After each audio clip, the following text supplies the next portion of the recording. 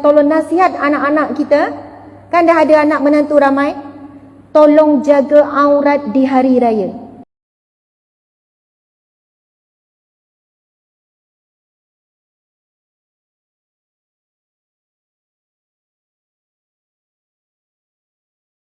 Muslimat, kita nak raya. Ada orang dah beli baju raya sekarang.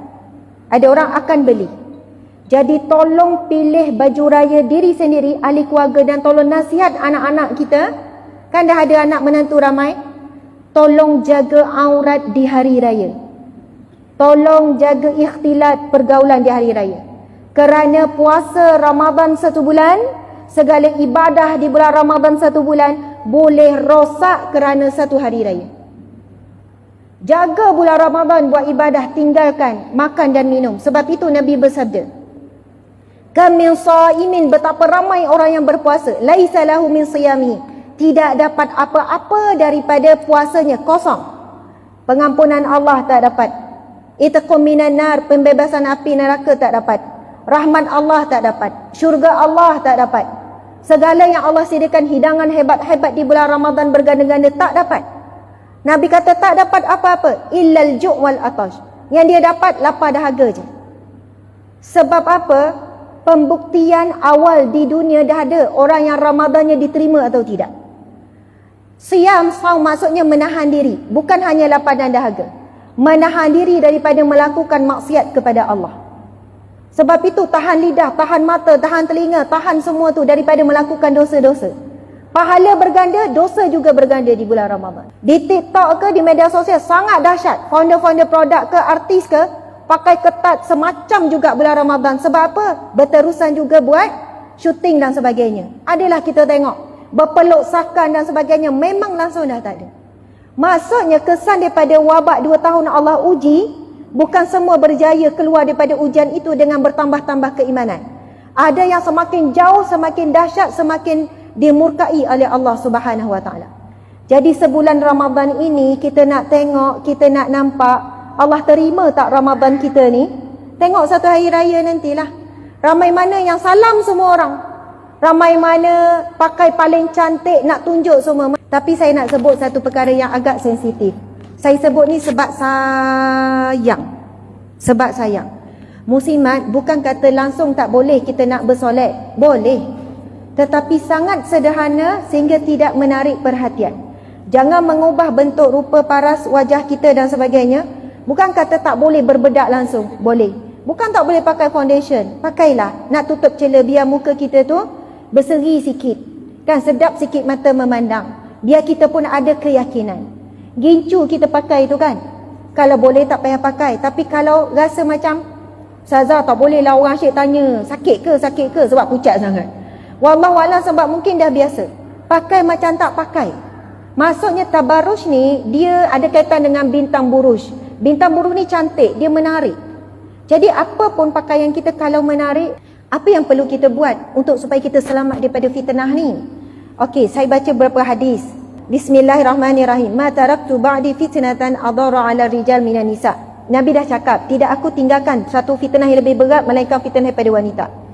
Nabi bersabda lagi hadis yang sahih, al-mar'atu aurah fa idza kharajat istashrafaha syaitan. Wanita itu adalah aurat, satu benda tarikan. Bila dia keluar je, syaitan akan sentiasa memerhatikannya. Subhanallah, Allahu akbar. Satu hadis yang terakhir, Nabi sallallahu alaihi wasallam bersabda, pada akhir zaman akan terjadi tanah runtuh. Berlaku banyak tak? Banyak. Rusuhan, maksudnya pergaduhan. Perubahan muka bumi, ya, semua ditarah.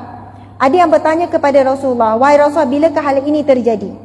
Lalu baginda menjawab, apabila telah bermaharajalela bunyian-bunyian muzik dan penyanyi-penyanyi wanita dan orang meminum khamar, iaitu arak. Memang arak sekarang di mana-mana saja jual cara terbuka kan. Penyanyi ni dia lengkap dengan package persembahan, pakaian, lengan-lenggok, persembahan, faham ya? Sewi dia penyanyi. Sebab tu kalau orang tanya apa hukum wanita menyanyi, dia tu sebutlah nama contoh salah penyanyi. Memang kalau hukumnya adalah haram. Memang tidak dibenarkan wanita menyanyi terbuka dengan suara yang begitu indah, dilunakkan dengan liang lentuk badan dan sebagainya. Sebab itu ada pendapat bincang pasal hukum wanita qari, tetapi Malaysia berpegang juga itu pendapat kuat dengan syarat ia tidak menaikkan syahwat. Dan qari wanita kita macam mana kan? Auzubillah. Tiba-tiba suara lelaki keluar kan? Dia lain. Tapi kalau penyanyi memang tujuan dia untuk dimerdukan. Penyanyi tujuannya adalah untuk sampai orang terleka, terlena, terhibur. Saya pernah tanya lelaki, macam mana kau dengar penyanyi wanita? Walaupun penyanyi wanita itu sedang menyanyikan lagu-lagu kerohanian, dia kata rohani tu out, tak ada rohani-rohaninya. Bagi lelaki bila dengar suara wanita yang sebegitu gemersik, mengganggu jiwa, memang mendatangkan maksiat secara sembunyi. Jadi, wahai para wanita, kita rujuk hadis Nabi SAW. Nabi kata pintu syurga, semua pintu syurga akan dibuka bagi wanita dengan 4 syarat. Yang pertama apa? Menjaga salat, berpuasa di bulan Ramadan, kemudian menjaga maruah, kemudian mentaati suami. Yang tak ada suami, ibu ayahlah ataupun penjaga dia. Jadi 4 perkara itu yang Allah syaratkan. Ini hadis yang sahih. Maka semua 8 pintu syurga akan dibuka baginya. Ramai yang kata yang keempat tu suami tu paling payah nak jaga. Kadang-kadang ya. Tetapi ramai wanita memang tip-top sewih pada suami. Sebab tak susah pun bila dah sayang untuk buat sesuatu yang disayang. Tapi bab yang ketiga, jaga maruah tu paling payah. Sebab ia bertentangan dengan kehendak wanita. Wanita nak dipuji, wanita nak kelihatan cantik, menarik. Wanita ada hawa nafsu yang sangat sukar dikekang. Lagi-lagi media sosial ini memang menaik-naikkan apa? Wanita yang cantik, dipuji, ramai follower, remaja-remaja. Akhirnya itulah yang menguasai. Jadi muslimat sekalian, menjaga maruah ni termasuk aurat, pergaulan, suara, semuanya. Jadi, Ustazah Suhani tanya macam mana kita nak selamat daripada fitnah-fitnah. 4 perkara itulah muslimat. Jaga betul-betul solat kita. As-salatu imaduddin, solat tiang agama. Tiang kehidupan. Kita kata kita dah solat. Tetapi Allah berfirman, as-salata tanha 'anil fahsya'i wal munkar. Solat itu mencegah kemungkaran. Jadi kita masih ngumpat tak sekarang? Ada Ustazah. Ada lagi ni, ada lagi tu. Ada. Maksudnya, solat kita belum kita betul-betul jaga.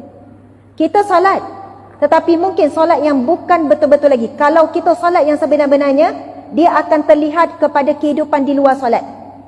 Bagaimana kita di luar solat? Masa solat semua taat Allah, semua tutup aurat sempurna, kaki pun tutup. Tapi bagaimana di luar solat, itulah menjadi ukuran solat kita sebenarnya dah sampai tahap yang dikehendaki Allah atau tidak. Nabi Allah berfirman, solat itu akan mencegah kamu daripada perbuatan keji dan mungkar. Kalau masih buat keji dan mungkar di luar solat, maksudnya solat kita ada masalah. Bukan kata solat tu tidak berfungsi dengan sebaiknya. Kita kena baiki solat. Kedua, jaga betul puasa. Puasa kita faham bukan tahan perut saja, lidah, mata semua. Yang ketiga, jaga maruah kita. Yang keempat, siapa yang ada suami, jihad kita adalah menjaga hak-hak suami. Dalam bulan Ramadan, kita kadang penat, tapi suami berkehendak. Maka kita tetap berusaha untuk melunaskan kehendak suami. Walaupun ngantuk, nanti tak bangun tahajud, nanti tak bangun ni.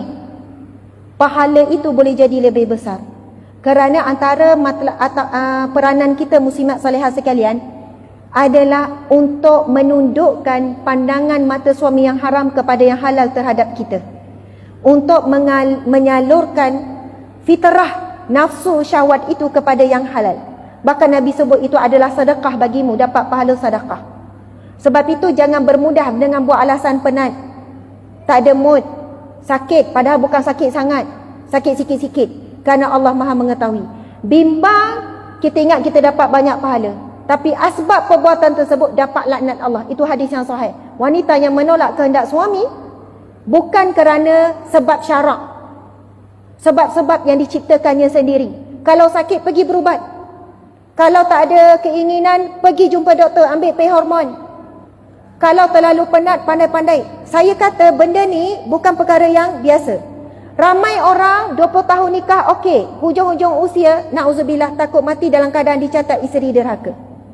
Kita buat hal demikian bukan kerana suami, kerana itu adalah perintah daripada Allah.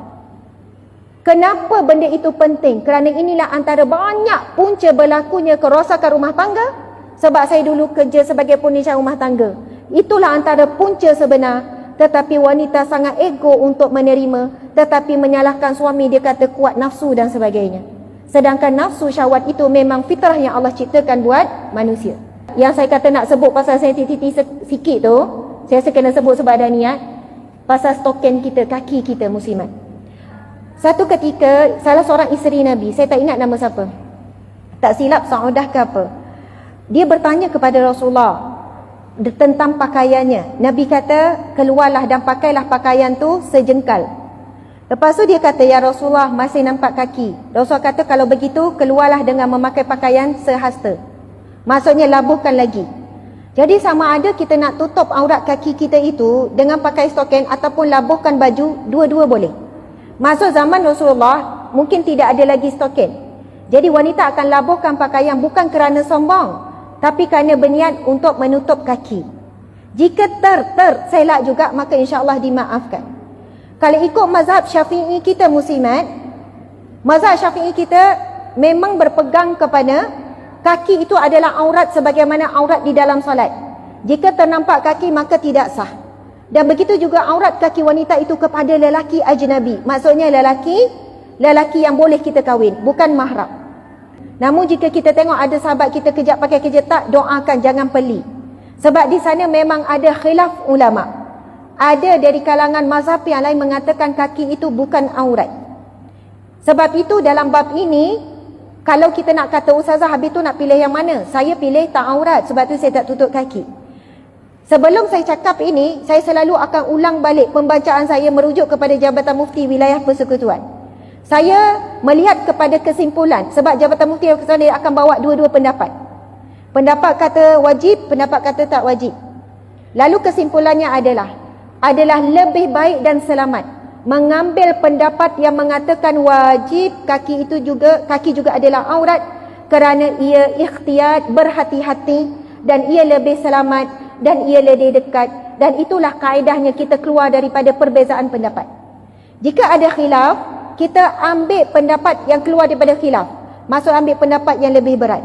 Tapi jika ada yang tetap yakin dengan pendapat yang mengatakan tidak aurat, maka kita menghormati. Faham ya muslimat sekalian? Jadi subhanallah, ini bukan nak menjatuhkan maruah sesiapa. Balik nanti jangan duk tengok kaki orang lah ya. Sebab saya rasa ramai je yang datang tak jumpa lelaki terus masuk kereta. Sebab kalau boleh kita nak jaga maruah tu biar sempurna betul-betul. InsyaAllah, terima kasih.